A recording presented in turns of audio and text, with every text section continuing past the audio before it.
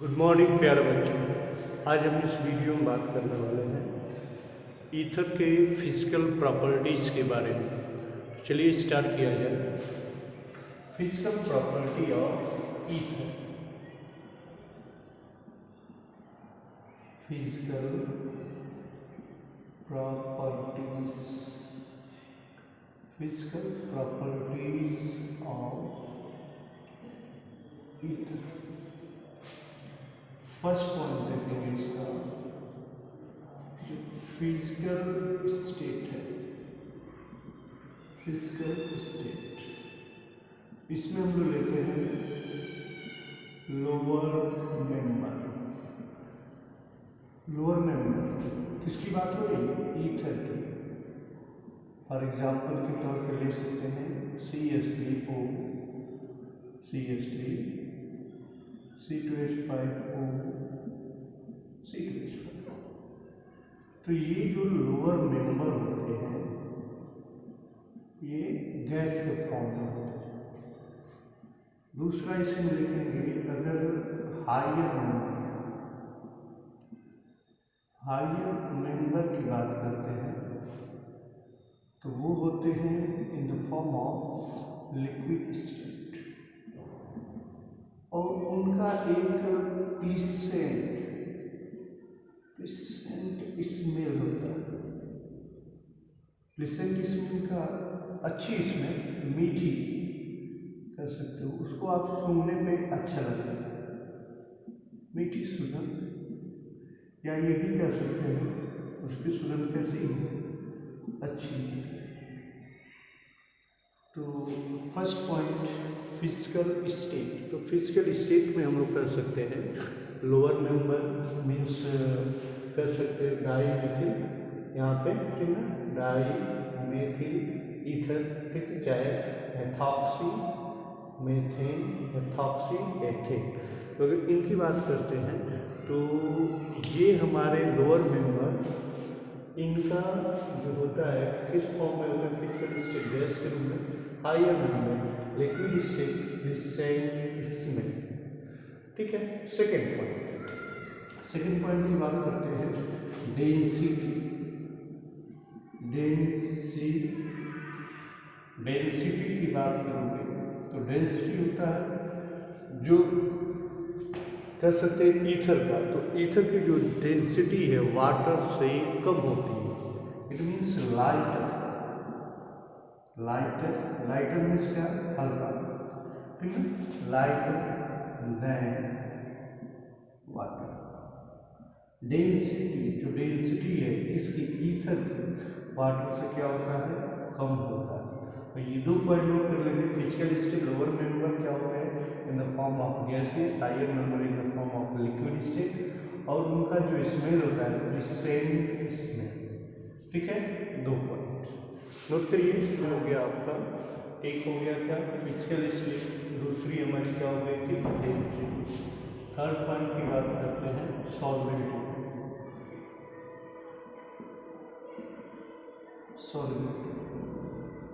सॉल्वेबिलिटी it means water molecules. तो कर सकते हैं ether are soluble in water due to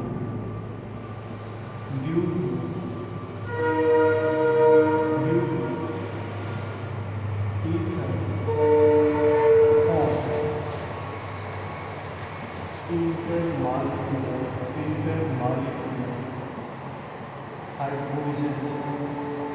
hydrogen bonding. Ether form intermolecular hydrogen bonding with water molecule। ये hydrogen bonding का एक type होता है इंटरमॉलिक्यूलर हाइड्रोजन बॉन्डिंग। इसका मीनिंग होता है with the molecules, with the molecules, with the molecules, molecules के साथ हाइड्रोजन बॉन्ड का बनना। क्लियर? तो जो ईथर है, आप ईथर ROR, अगर आप लिखते हो ROR, तो ये इसका जो हमारा इलेक्ट्रोनेगेटिव ये ऑक्सीजन है, ये पानी के साथ हाइड्रोजन बॉन्ड का फॉर्मेशन करता है। ये देखिए, फिर अगर आप पढ़ते हो R, फिर आप ऐसे बनाते जाओगे, आप देख रहे हैं कि यहाँ पे ये हाइड्रोजन बॉन्डिंग बनती है। तो ड्यू टू हाइड्रोजन बॉन्डिंग ये क्या होते हैं, ईथर। ईथर हमारे क्या है, सॉल्युबल होते हैं, किसमें, वाटर। लेकिन अगर आपने एल्किल ग्रुप, ये जो कैपिटल आर, ठीक ना, ये इसका जो एल्किल ग्रुप बड़ा होता चला जाएगा तो कह सकते हैं सॉल्युबिलिटी धीरे धीरे क्या होती है, डिक्रीज होने लगती है। सॉल्युबिलिटी धीरे धीरे क्या हो जाएगी, डिक्रीज हो जाती है। ओके, सॉल्युबिलिटी डिक्रीज, तो कह सकते हैं कि solubility decreases when alkyl chain increase, ठीक है ना। ये जब हमारा बड़ा होने लगेगा तो कह सकते हैं यहाँ पे मोर स्टेरिक हिंड्रेंस क्रिएट हो जाएंगे, जिसके कारण ये हाइड्रोजन बॉन्ड का बनना कम होने लगता है। तो कह सकते हैं सॉल्युबिलिटी डिक्रीज हो जाती है यदि एल्किल चेन हमारा क्या होता है, बड़ा होने लगता। क्लियर। फॉर एग्जाम्पल के तौर पे देखिए, अगर आपने लिखा CH3O CH3 डॉट डॉट और HO, तो इसकी सॉल्युबिलिटी अधिक होगी comparison to CH3 CH2 CH2O, और फिर कह सकते हैं यहाँ पे वही लिख लेंगे CH2 CH2 CH3। तो इसकी तुलना में ये मोर सॉल्युबल, कह सकते हैं ये मोर सॉल्युबल, ठीक ना, और ये क्या है, लेस सॉल्युबल इन H2O, ठीक है। तो ये सॉल्युबिलिटी थी। थर्ड पॉइंट आपका, थर्ड पॉइंट आप नोट कर लीजिए, सॉल्युबिलिटी मेनली किया था ether are soluble in water due to ether form intermolecular hydrogen bonding with water molecules, for example R, ये देखिए hydrogen bonding hydrogen bonding hydrogen bonding. लेकिन जैसे जैसे आप इनका एल्किल ग्रुप का चेन बड़ा करते हैं तो सॉल्युबिलिटी इनकी धीरे धीरे क्या होती है, डिक्रीज होने लगती है। फॉर एग्जांपल यहाँ आपने देखा, ये हमारा एल्किल ग्रुप क्या है, छोटा है, यहाँ एल्किल ग्रुप हमारा क्या है, बड़ा है, तो ये less soluble in water, there is more soluble in water. Okay, note कर लीजिए। तो देखते हैं इसका ईथर का next point 4, boiling point. Boiling point, ether का बॉइलिंग पॉइंट क्या होता है, तो कह सकते हैं कि जो boiling point of ether, boiling point of ether is lower than alcohol and alkyl halide, but nearly, मैं लिखता हूँ nearly same as, nearly same to alkane molecule which had nearly same molecular mass।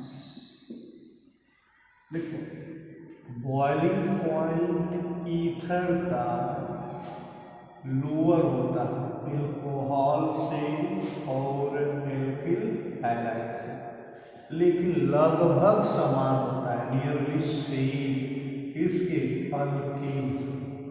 ठीक है ना, 3 points. तो जो reason है, ठीक है ना, मेन जो रीजन होता है क्यों कम होता है, ठीक है ना, reason lower than alcohol. First मैं लिखता हूँ लोअर देन एल्कोहल। क्यों?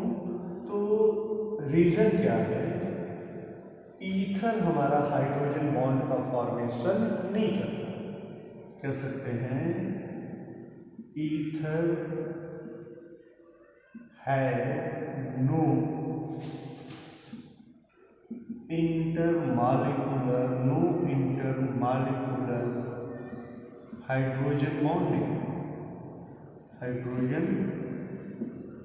बॉन्ड, लेकिन एल्कोहल के पास होता है।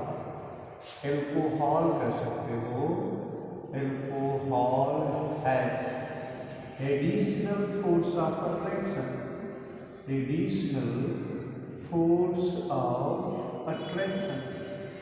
Additional force of attraction that's mean intermolecular hydrogen bonding.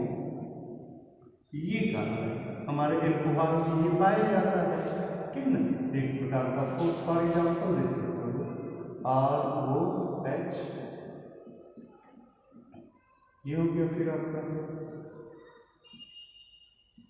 ये एल्कोहल जो है इनके बीच में ये हाइड्रोजन बॉन्डिंग पाई। क्लियर हो गया? किसके लिए है ये? एल्कोहल से लोअर ईथर क्यों होता है? क्योंकि इसमें नो इंटरमॉलिक्यूलर हाइड्रोजन बॉन्डिंग होती है, जिसके कारण इसका बॉइलिंग पॉइंट एल्कोहल से कम होता है। क्लियर हो गया? बोलिए, तो नोट करिए इतना। अब दूसरा पॉइंट है हमारा क्या, एल्किल हाइलाइट से भी कम होता है। तो हम लोग देख लेते हैं सेकेंड पॉइंट भी कि क्यों कम है। सेकेंड पॉइंट इसलिए lower boiling point two alkyl highlight, इसका भी कह सकते हैं कि जो एल्किल हाइलाइट का फार्मूला RH, तो RH जो होता है R और X, ये हमारा X है क्या, हाइड्रोजन ग्रुप है। अब जानते हैं कि हाइड्रोजन ग्रुप क्या होते हैं, हायर इलेक्ट्रोनेगेटिव। जब हायर इलेक्ट्रोनेगेटिव होंगे तो यहाँ पे कह सकते हैं डेल नेगेटिव और डेल क्या, पॉजिटिव। इट मीन्स इधर के इलेक्ट्रॉन इधर क्या होते हैं, मूव करते हैं, ठीक। तो यहाँ पे एक प्रकार का कह सकते हैं डाइपोल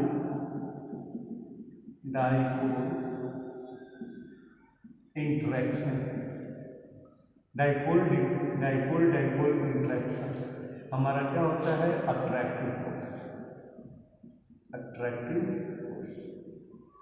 इसके कारण कह सकते हैं कि हमारा बॉइलिंग पॉइंट लोअर होगा।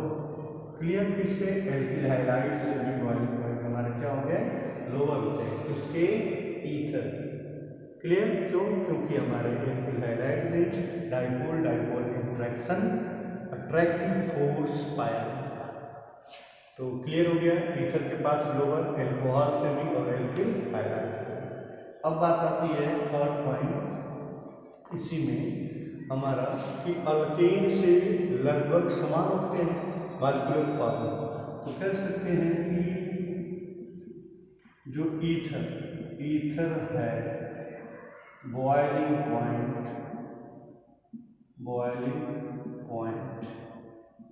Nearly same to alkane. यदि हम लोग देखते हैं यहाँ पे मान लीजिए CH3OCH3,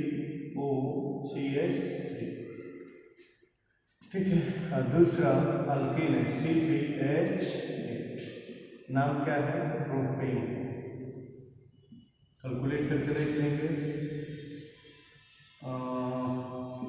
15 plus 16 plus total 46, 36 8 nearly 44। दोनों का लगभग मॉलिक्यूलर मास सेम है और दोनों का जो बॉइलिंग पॉइंट है, दोनों का